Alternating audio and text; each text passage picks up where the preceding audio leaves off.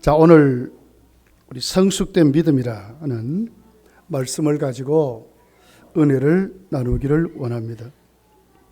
세상에는 두 종류의 사람들이 있습니다.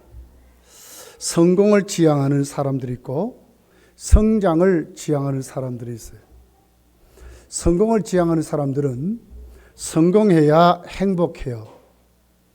성공하지 못하면 모든 것을 자신이 실패했다고 생각을 합니다. 그래서 모든 관점을 결과적으로 판단해요. 그래서 결과에 이것이 있느냐 없느냐로 판단을 하게 되죠. 성공지향적인 사람들의 모습입니다. 굉장히 피곤할 거예요. 근데 오늘날 우리 주위에는 너무나 많은 사람들이 이렇게 살아들 가요. 두 번째 종류의 사람들은 성장 위주의 사람들입니다. 바로 성경이 우리에게 원하는 삶을 말하는 것입니다. 성경은 성장 위주의 삶을 말을 해요. 일반적으로 성공했다고 할 때에 거기에도 성장이 있을 수 있고 때로는 실패할 수도 있겠죠. 그런데 그 실패 속에서도 우리는 성장할 수 있다고 하는 것입니다. 여러분, 우리의 믿음의 선배 아브라함부터 시작해서 그들이 일반적인 기준에서 다 성공했다고는 할 수 없는 거예요. 그렇지만 그들은 성장한 사람들입니다. 여러분, 바울 사도를 보세요. 일반적인 기준으로 말하면 그는 정말 실패한 사람이죠. 집 한 칸 없이 나중에는 죄수로 몰려가지고 반역자가 되어가지고 목이 잘려서 죽었습니다. 성공했다고 할 수 있겠습니까? 물론 성경적인 관점에서 성공이죠. 우리 예수 믿으면 다 성공이에요, 성공. 근데 일반적인 사람들이 보는 관점은 아니죠. 그런데 바울은 한없이 성장한 것입니다.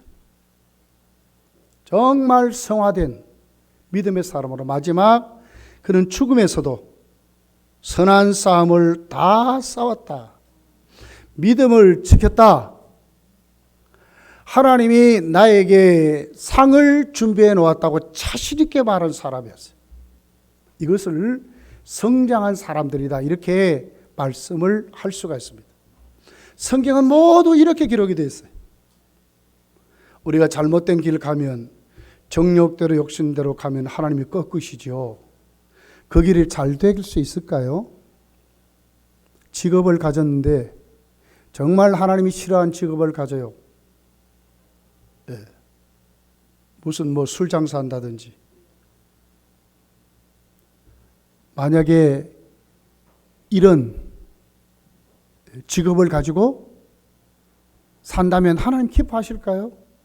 돈 많이 벌었어요. 그래가지고 성경이 말하는 성공이라고 할 수 있을까요?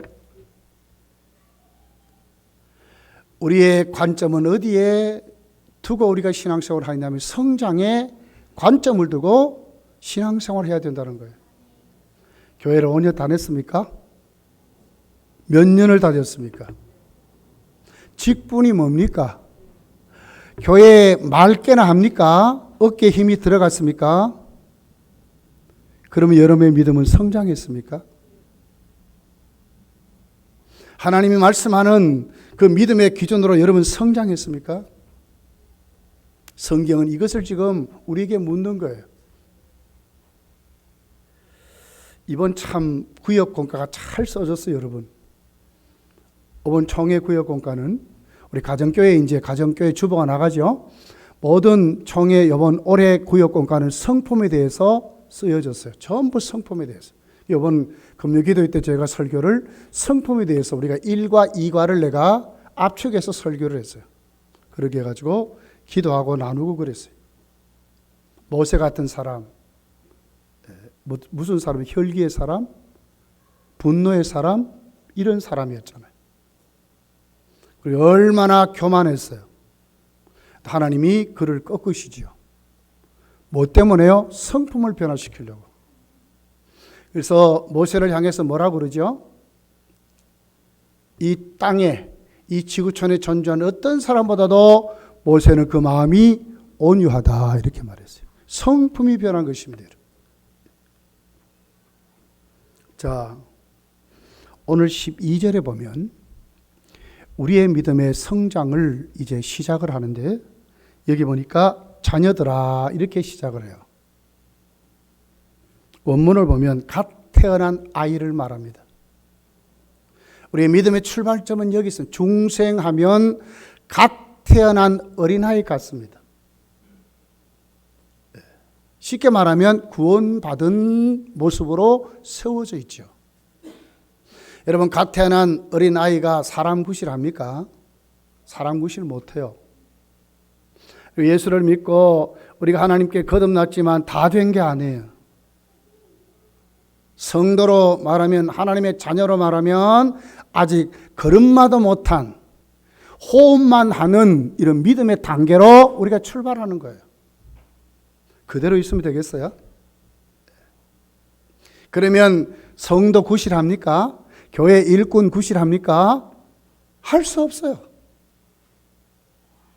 여전히 그에게는 죽어있는 옛사람의 모습이 꽉 들어차 있습니다.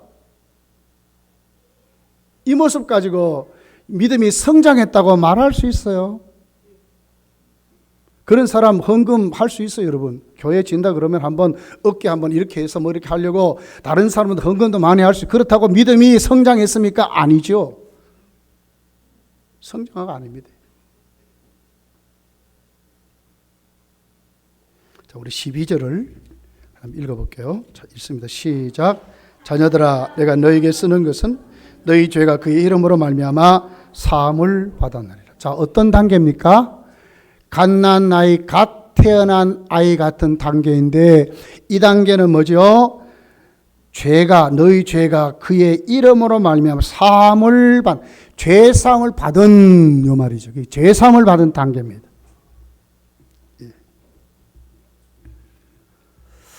이번 우리 손자, 손녀가 내려왔댔어요. 뭐 아주 이쁘게 재롱도 떨어요. 그렇지만 고집도 세요. 고집도 세. 어떤 데 말도 잘 안 들어. 그러면 지 엄마, 지 아버지가 이럽니다. 요 모습은 나를 닮았다. 말 안 듣는 것은 자기 안 닮았대요. 말 안 듣는 건 자기 안 닮았대. 저하고 또 제 차하고 또 이렇게 한 번씩 우스게 할 때 있습니다. 우리 관영이 길령이 이렇게 보고, 관영이는 누구 닮고 길령이 누구 닮았다. 좋은 점만 그래 말합니다, 자꾸. 이건 우리에게 뭘 얘기하죠? 갓 태어난 어린아이의 신앙의 단계는 사랑을 받고 싶어 한다는 거예요. 왜 죄 용서를 했습니까? 자녀이기 때문에 용서하는 겁니다. 자녀이기 때문에 용서하는 겁니다. 사도 베드로는 베드로전서 4장 8절에 보니까 이렇게 기록합니다. 무엇보다 서로 사랑할지니 사랑은 허다한 죄를 덮느니라 그랬어요. 요한일서 2장 12절에는 죄사함을 받았다 말을 하고, 그리고는 사랑이 무슨 역할을 하느냐? 죄를 덮는 역할을 한다 이렇게 말했거든요. 죄를 덮는다. 죄를 덮는다는 원문을 보면 고친다 이 말이에요. 고친다. 여러분, 믿음이 어린 분들은 정말 사랑을 많이 받아야 됩니다. 그러므로 그의 믿음이 성장하게 되어 있습니다. 그의 허물, 그의 실수도 덮어줄 때에 고쳐진다는 거예요. 우리 교회도 믿음이 어린 분들이 있습니다. 오래 믿고 아직도 신앙이 성장 못한 이런 얘기를 하는 게 아니고요. 갓 예수를 믿었습니다. 아직도 아무것도 모릅니다. 믿음에 어떻게 할지도 모릅니다. 그렇게 실수도 많고 말도 함부로 하고 막 그럴 때도 있어요. 이런 분들을 지금 말하는 거예요. 우리 신앙의 맨 첫째 신앙 성장의 첫째 단계는 뭐냐? 아이 같은 갓단 태어난 그 아이 같은 그 단계인데, 이 단계는 뭐냐? 죄 사함을 받았다는 것이 확인될 때에 최고로 신앙이 성장한다는 거예요. 죄 사함을 받았다. 왜 죄사함을 받게 합니까? 왜 하나님이 사랑합니까? 자녀이기 때문에 사랑하는 거예요. 여러분 자녀에게 안 그럽니까? 여러분 이번에 손자 손녀들 뭐 안 이쁩니까? 잘못도 덮어주고 뭐 떠들어도 우리가 4층 살다 보니까 조용하게 살았어요. 지금 우린 조용합니다. 그죠? 근데 애들이 와놓으니까 뛰고 난리가 났어요. 밤 12시도 앉아 막 우당탕 우당탕 막 와도 돼. 아이고 막 속이 막 덜덜. 이 밑에 집에서 지금 뭐 할까? 잠도 뭐 하도 되겠대. 그런데도 애들에게 함부로 못하는 거예요. 야, 뛰지 말아라 하고 그냥 안기 하고 막 뛰면 가서 확 안고 못 뛰게 하고 막 뭐 이 정도 그래요. 왜 그래요? 아직 아이니까 덮어주는 것입니다. 그의 실수도 덮어주고 그의 잘못도 덮어주는 것입니다. 우리 교회에 이 같은 운동이 많이 일어났으면 좋겠어요. 은빈이 유빈이가 안 보이는데 어디 있어요? 오늘 저 뒤에 있거든요. 은빈이 유빈이 또 은열이하고 저 누구지? 에? 진섭이 한번 손 들어봐요. 은열이는 뭐 어디 가뿐나? 제가 검단교 올 때 코일리개들이 있어요. 코일리개들. 이제 다 커가지고 교사를 한대요. 설교를 마무리하면서 얼마나 좋은지 말이에요. 우리 청년들이 신앙이 성장해가지고 누가 저들이 여러분 교사의 역할을 할 줄 알았습니까? 이렇게 이제 성장하니까 이렇게 되는 거예요. 그런 과정 속에 저한테 보고할 때 아이고 뭐 이렇다 저렇다 보고도 많이 받았어요. 다 한 귀로 듣고 다 덮었어요. 왜? 바로 그럴 때 저들의 신앙이 성장한 줄 제가 믿었기 때문에 그랬어요. 신앙이 성장했어요. 유빈이 한번 손 들어보래. 니도 기도 잘 나와라 야야. 은빈이는 참 잘 나오더라. 얼마나 예쁜지 몰래. 손미수 집사님 어디 있습니까? 아이고 따님 믿음 배워야 된다. 얼마나 예쁜지 몰라요 쟤들이.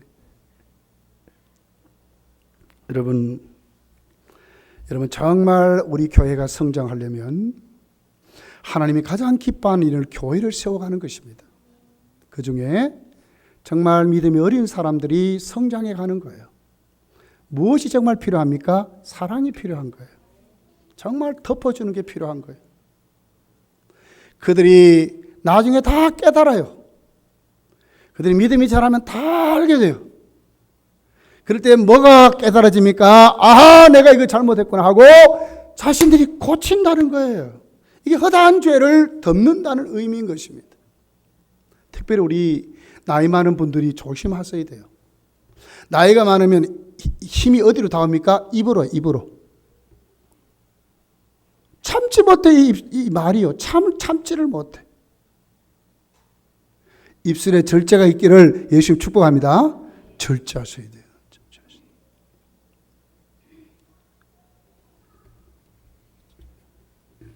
오늘 하반절에 있는 것처럼 그들이 하나님 앞에 그 어린아이 신앙의 단계는 반드시 죄 사함을 받았다는 것이 믿어져야 그 믿음이 성장해진다는 것을 우리 초신자들에게 여러분 잘 가르쳐서 하나님의 자녀됨을 확실히 믿을 수 있도록 여러분이 도와주시기를 예수님 축복합니다. 이사야 43장 25절에 보면 이렇게 말했어요. 하나님도 어떻게 하시느냐? 나 곧 여호와는 나를 위하여 너희 죄를 다시 기억지 아니하리라고 그랬어요. 하나님 아예 죄를 기억지도 않는다는 거예요. 로마서 1장 8장 1절 2절을 보면 그러므로 이제 그리스도 예수 안에 있는 자에게는 결코 정죄함이 없나니 이는 그리스도 예수 안에 있는 생명의 성령의 법이 죄와 사망의 법에서 너를 해방하였음이니라. 확인이 돼야 돼. 확인이 돼야 돼. 이미 죄사함을 받았지만 그들의 믿음이 성장해가는 단계가 뭐냐, 이것으로 이제 출발하게 되는데 확인하고 가라는 거예요. 확인. 그리고 우리는 그들의 연약함을 덮어줄 수 있는 그런 믿음으로 우리가 세워져, 우리 교회가 세워지면 정말 우리 교회가 너무 사랑이 풍성해질 거예요. 정말 풍성해질 거예요. 이런 교회를 하나님이 세워 가신다는 거예요. 두 번째 단계는 청년의 단계가 있습니다. 13절 하반절에 보면 이렇게 기록이 되어 있습니다. 청년들아 내가 너에게 쓰는 것은 너희가 악한 자를 이겼음이라 하는 말씀이 있어요. 이것은 뭐예요? 전투하고 싸워서 이기는 단계입니다. 반드시 악한 그러니까 고난과 싸워서 이기는 단계로 세워져 가야 된다는 거예요. 어린아이 때 신앙은 사랑하고 덮어주니까 참 좋죠, 그죠? 근데 어느 단계인가 이제 세워지게 되면 비판하는 사람들이 생겨요. 자꾸 자기 말하는 사람들이 생기는 거예요. 비방하는 사람도 생기고 자꾸 적들이 자꾸 생겨요. 그럴 때 어떻게 그 싸움에 이기는 자가 되어야 된다는 거예요. 쉽게 말하면 고난으로 하나님 앞에 자신이 세워가면서 이겨야 된다는 거예요. 이게 청년의 단계예요. 여러분 우리 아이들이 자랄 때 보면 성장통이라는 게 있죠, 그죠? 뼈가 이렇게 자라가면서 막 이렇게 한참 빨리 클 때에 근육이 빨리 못 따라 커요. 그러니까 어떻게 돼요? 아파 관절 쑤시고 막 이래. 그리고 잠이 많다 그래요. 성장통의 그 시기는 잠이 참 많답니다. 그러니까 우리 아이들이 공부하는 아이들이 참 어려울 것 같아요. 잠이 많은데도 잠을 내어 쫓고 공부하고 막 이래야 되니까 얼마나 힘들겠어요. 그렇지만 그 단계를 반드시 뛰어넘어야 훌륭한 사람이 되듯이 우리 믿음도 그렇다는 거예요. 자, 시편 119편 67절에 보면 이렇게 기록이 돼서요. 고난당하기 전에는 내가 그릇 행하였더니, 그러니까 고난당하기 전에는 자신이 이것이 무엇인지 바른 것인지 그릇된 것인지 아닌지도 모르고 막 살았다는 거예요. 근데 고난이 그를 어떻게 했느냐? 이제는 주의 말씀을 지키나이다 이렇게 말했거든요. 고난이 나쁜 것이 아니라 고난을 통해서 그는 이제는 하나님의 말씀 앞에 돌아왔다고 말하는 거예요. 71절에 가서 보면 고난당한 것이 내게 유익이라 이로 말미암아 내가 주의 율례를 배우게 됐다. 하나님의 뜻을 알게 됐다는 거예요. 믿음 생활하다 보면 여러분 우리에게 정말 우리 믿음이 성장하는데 많은 어려움들이 생깁니다. 인간관계 속에 어려움이 생기고 믿음 생활 어려움이 생기고 그럴 때 어떻게 해야 됩니까? 이웃을 미워하는 것이 아니라 하나님이 내 믿음을 키우려고 하시는구나 받아들이라는 거예요. 이게 청년의 단계. 받아들이라는 거예요.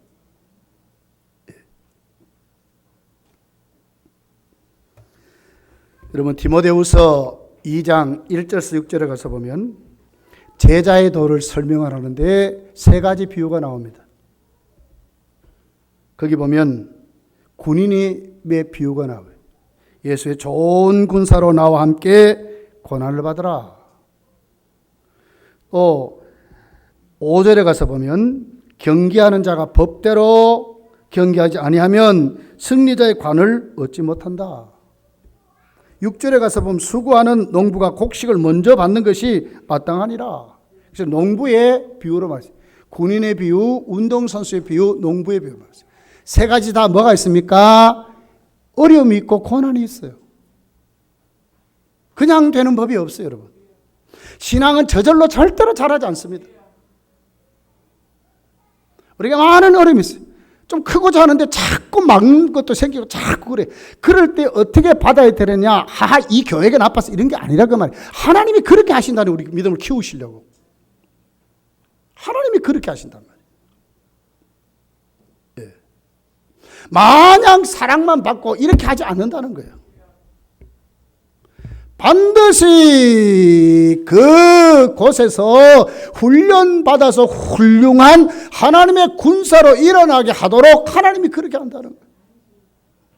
반드시 그렇게 하세요, 하나님.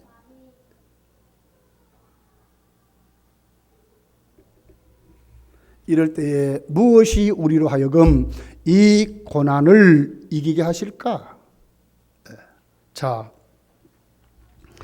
우리 13절 14절을 다시 한번 봅시다. 자, 13절, 14절 같이 하반절, 자, 청년들아 하는 것부터 읽어봅시다. 시작. 청년들아 내가 너에게 쓰는 것은 너희가 뭐예요? 악한 자를 이겼다. 이 악한 자 그래서 악한 자. 14절 또 청년들아부터 합니다. 시작. 청년들아 내가 너희에게 쓴 것은 너희가 강하고 하나님 말씀이 너희 안에 거하시며 너희가 흉악한 자를 이겼습니다. 뭐예요? 흉악한 자를 이겼다. 악한 자, 흉악한 자가 있어. 무엇으로 이기겠습니까? 자, 오늘 본문이 무엇으로 이겼다고 말하죠? 하나님의 말씀이. 조금 더 구체적으로 말한다면 우리의 좋은 믿음의 습관이 이긴다고 하는 거예요. 좋은 믿음의 습관입니다. 말씀 앞에 잘 다듬어진 좋은 믿음의 습관이 이긴다고 하는 거예요. 신앙생활 그냥 하시면 안 돼요. 우리 믿음이 성장할 때 반드시 하나님 말씀 앞에 내 좋은 습관을 길러야 된다는 거예요. 여러분 예수님의 모습을 압니까?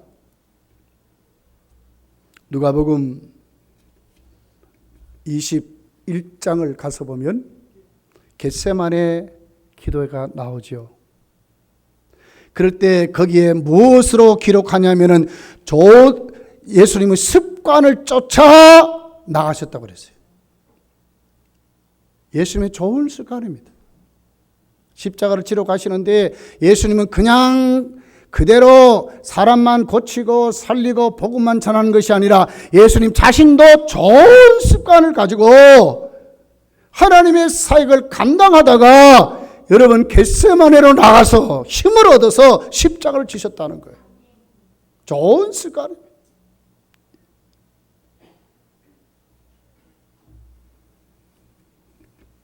우리 알아야 됩니다. 주일 성서 생명을 걸고 해야 되겠다. 좋은 습관입니다. 예배 시간 절대로 늦지 않게 되고 또 좋은 습관이에요. 참 이상하죠. 예배 시간 늦는 사람은 계속 늦어. 참 이상해요. 여러분 그거 정말 고치셔야 돼요. 하나님 앞에 내가 열애하는 하나님의 것이니까 내가 무슨 일이 있어도 하나님께 드려야 된다. 이 좋은 습관이에요. 공예배 내가 정말 빠지지 말아야 되겠다. 이 좋은 습관이에요. 예수님도 새벽기도 했으니 나도 주님 부르신 그날까지 내가 새벽기도 해야 되기 좋은 습관이에요. 때를 따라 돕는 은혜를 얻기 위하여 은혜의 보좌 앞에 내가 가야 되겠다. 이 좋은 습관이에요. 나는 교회에서 큰 소리 내지 아니하고 정말 이웃에게 내가 정말 겸손한 모습으로 남을 나보다 낮게 여기면서 내가 섬기기 되게 좋은 습관이에요. 여러분. 이런 습관이 악을 이긴다고 하는 거예요. 흉악한 사를 이긴다고 하는 거예요. 이 악을 이긴다, 흉악한 이 배경은 전부 마귀 역사입니다. 여러분. 마귀 역사예요. 마귀가 그래요. 마귀가 정말 좋아하는 것이 뭘까요, 여러분? 기도한다고 마귀가 겁낼까요? 겁내지 않습니다, 여러분. 예수님 그렇게 기도한데도 끝까지 따라다녔어요, 마귀가요. 진짜 마귀가 겁내는 건요, 우리의 좋은 믿음의 신앙의 습관이고 방법이에요. 정말 내가 이렇게 해야 되겠다고 할 때 마귀가 깜짝 놀라는 거예요.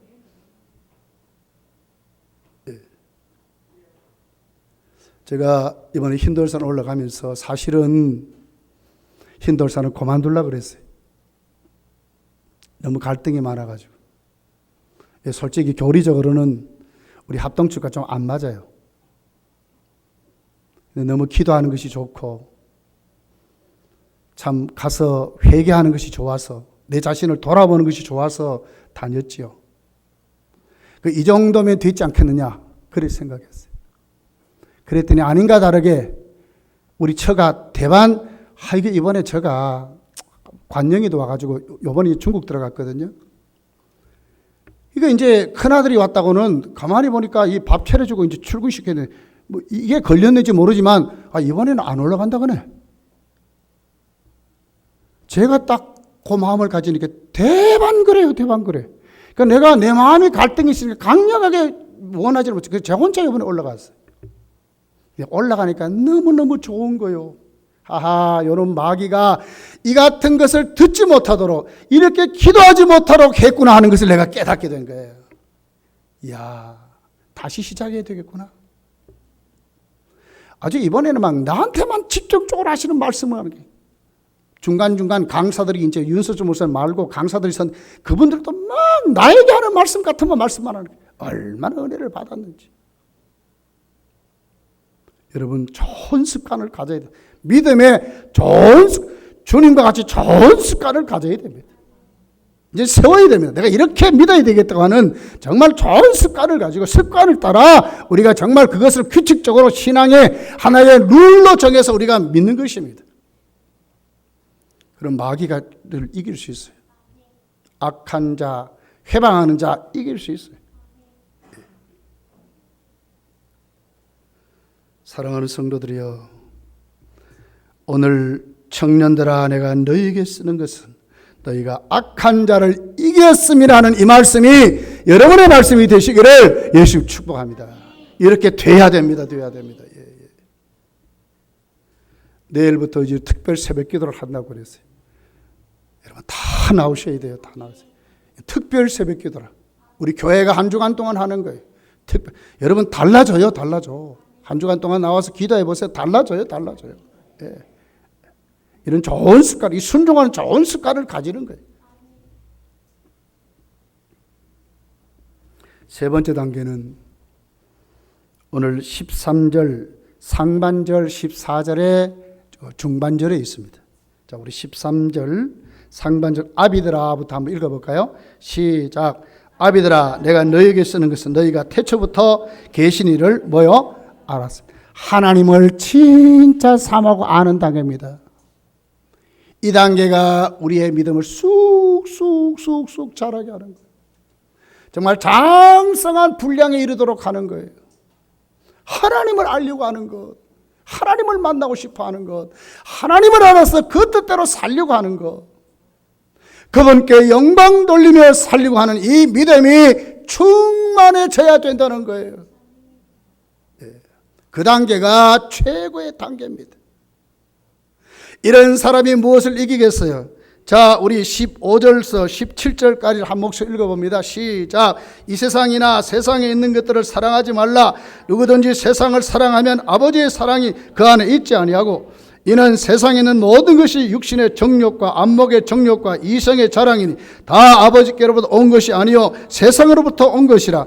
이 세상도 정욕도 지나가되 오직 하나님의 뜻을 행하는 자는 영원히 그 아니라. 하나님을 알고 그 뜻을 사모하고 살아가니까 무엇을 이겨요? 세상을 이긴다니까요. 승리자의 삶을 살아가는 최고의 단계입니다.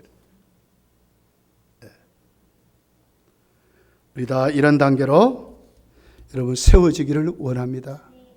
여기 안다는 말은 이해하다, 지적으로 알다는 뜻이 아니고 경험적으로 안다는 뜻입니다. 시편 34편 8절에 있는 그대로 너희는 여호와의 선하심을 맛보아 알지어다. 그에게 피하는 자는 복이. 맛보아 아는 겁니다. 체험하는 겁니다.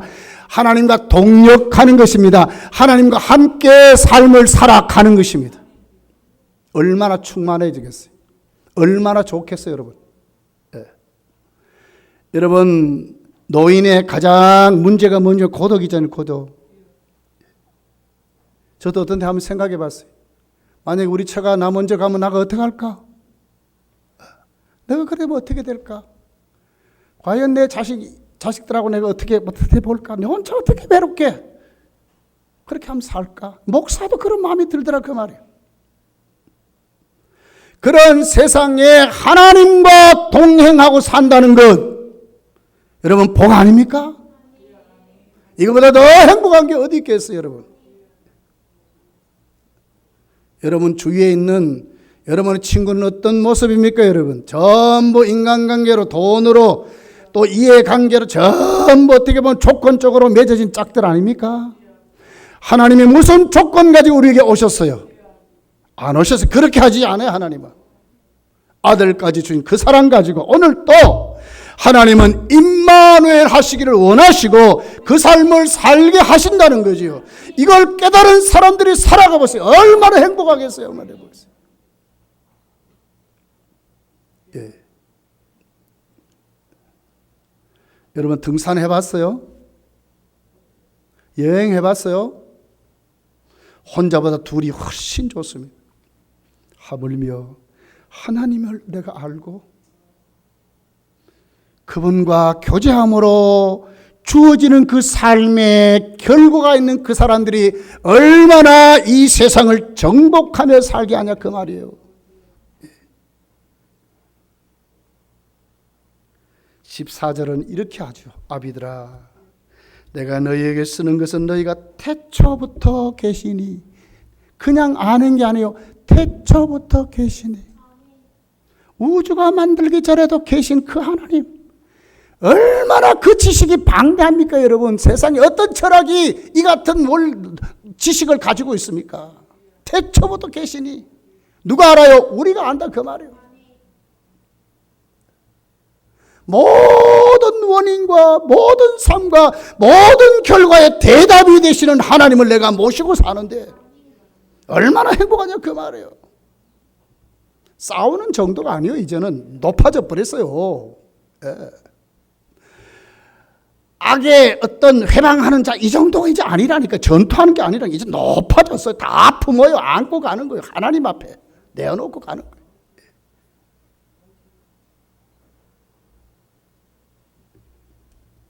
여러분 오늘 이 말씀 정말 여러분 가슴에 새겼으면 좋겠어요. 철로 역정을 보면 주인공이 뷰티풀 하우스, 아름다운 집에 들어갑니다.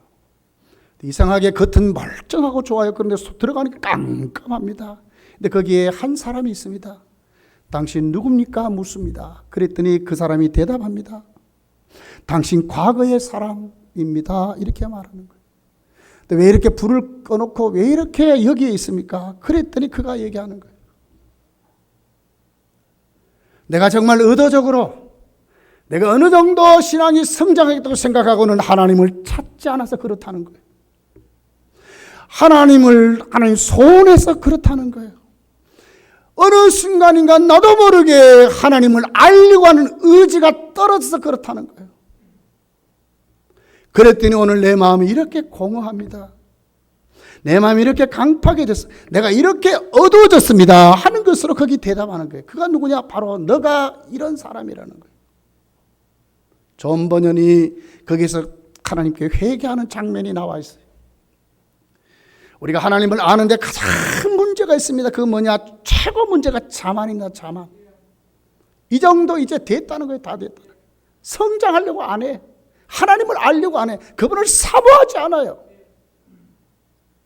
뭐가 우리가 얼마나 그것을 믿기 때문에 하나님을 의지하지 않습니까 여러분? 무엇이 우리에게 하나님 자리에 거기에 놓아져 있습니까 지금? 그것 때문에 그래요. 이게 자만이에요. 자만. 됐다는 거죠 이제. 익었다는 거죠. 과연 그렇습니까 여러분? 과연 여러분이 하나님 앞에 그렇습니까? 그렇지 않잖아요. 두 번째, 우리를 가장 하나님을 아는데 방해하는 두 번째 요소가 있어요. 그것이 뭐냐면 자기 사랑입니다. 자기 애입니다. 자기. 너무너무 자기를 사랑하는 거예요. 나는 이래서, 나는 저래서 못한다는 거지요. 여러분 여기에서 빨리 나오셔야 돼요. 하나님은 충분히 우리를 관리하시고 훨씬 더 성장하게 하시고 하나님은 훨씬 더 나를 더욱더 복되게 만드실 수 있는 분이에요. 그분과 교제하세요. 그분 앞에 돌아오셔야 돼요.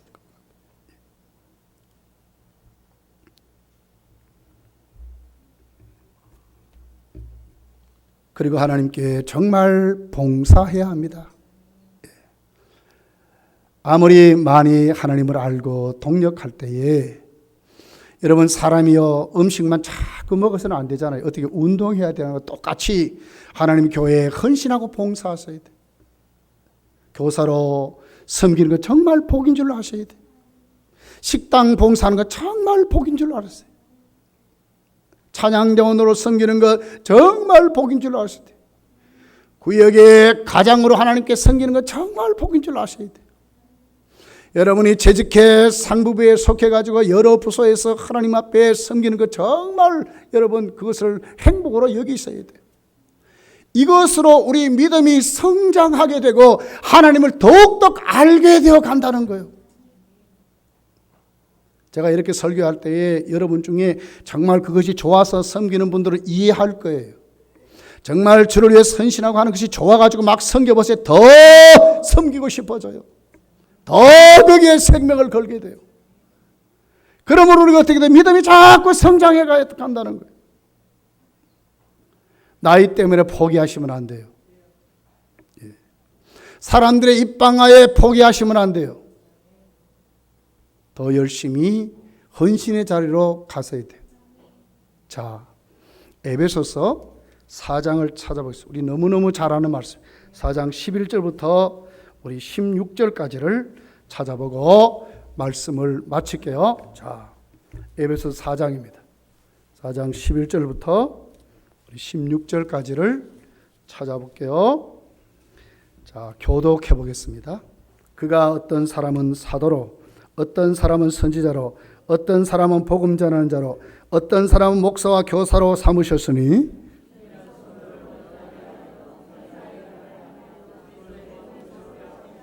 우리가 다 하나님의 아들을 믿는 것과 아는 일에 하나가 되어 온전한 사람을 이루어 그리스도의 장성한 분량에 충만한 때까지 이르리니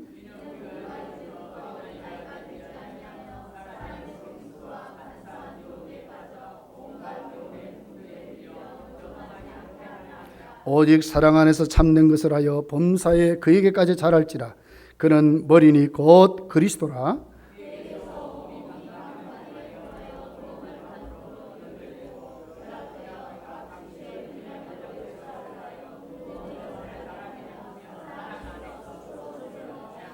아멘. 자, 11절에 다 우리에게 주신 이 유형적인 교회 조직이 왜 하나님이 교회에 세우셨습니까? 목적이 있죠.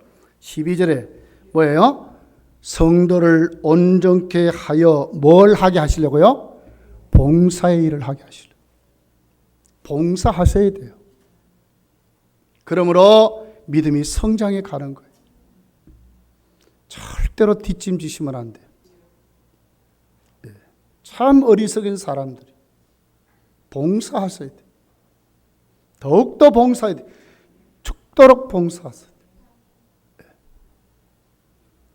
그러면 어떻게 됩니까? 그리스도의 몸이 세워진대요. 봉사하게 되면 그리스도의 몸이 세워진대요. 그러면 어떻게 됩니까? 이것으로 인해서 믿는 것과 아는 일에 하나가 되어가지고 온전한 사람으로 장성한 분량으로 착착 성장해 간다는 거예요. 결과가 어떻게 됩니까? 어린아이의 믿음에서 벗어나게 된다는 거죠. 사람의 속임수와 간사한 유혹에 빠져서 교훈의 풍조에 밀려 요동하지 않게 된다는 거예요. 아무리 검단교회가 나쁘다 그래도 안 흔들려요. 교회에서 봉사하며 살아보세요. 교회를 사랑하게 되거든요. 그럼 안 흔들려요. 왜? 믿음이 성장했기 때문에. 지금 이 말씀이에요, 이 말씀. 오직 사랑 안에서 범사에 그에게까지 자라가라. 그리스도같이 예수의 생각을 가지고 예수의 생애를 재현하고 생명을 위해서 자기 목숨까지 버렸던 그 구력의 열정으로 우리가 세워져 가는 거예요. 여러분, 어디까지 봉사함이 왔습니까? 앞으로도 계속 더 많이 하시기를 예수 축복합니다. 더 많이 하시면 믿음이 더 성장하게 돼요. 하나님을 더 많이 알게 돼요. 그러게 되기를 예수 축복합니다. 어린아이의 믿음의 단계가 있습니다. 사랑을 많이 받아서 죄사함을 받았고 하나님의 자녀의 확신을 가지고 성장해 가는 것입니다. 이렇게 돼야 됩니다. 청년의 단계가 있습니다. 고통이 옵니다. 고난이 옵니다. 악한 자가 생깁니다. 회방자가 생깁니다. 어떻게 이기나요? 좋은 습관을 가지고 말씀 앞에서 세워가면 이긴다는 거예요. 그러다가 어디까지 가야 됩니까? 정말 하나님을 알려고, 하나님의 뜻을 알려고, 하나님의 계획을 알려고, 하나님의 권능을 알려고, 하나님의 방법을 알고 바르게 충성하기를 원하는 단계로 가면 믿음이 성장해요. 무엇이 방해합니까? 자만이 방해해요. 자기를 사랑하는 자기애가 방해해요. 어떻게 가야 합니까? 봉사하고 희생하는 거예요. 더 적극적으로 나가서 하나님께 주의 일을 하는 거예요. 그럼 하나님 우리를 멋지게 믿음으로 성장시켜 주실 거예요. 절대로 다른 것에 한눈 팔지 말아요. 여러분 믿음이 올 한해 더 멋있게, 결국 여러분 멈추면 썩어요. 모세를 보세요. 성품이 변하고 교만이 꺾어진 모세도 여러분 실수해서 넘어졌어요. 다시 분노가 생겼어요. 왜 그렇습니까? 여러분 우리가 변화되고 하나님께 앞에 우리가 새로워지는 것은 졸업이 없어요. 졸업이 없어요. 끝까지 업그레이드 되는 거예요. 올해 여러분의 믿음이 더 성장해 가는 믿음으로 세워지시기를 예수님 축복합니다. 기도하겠습니다.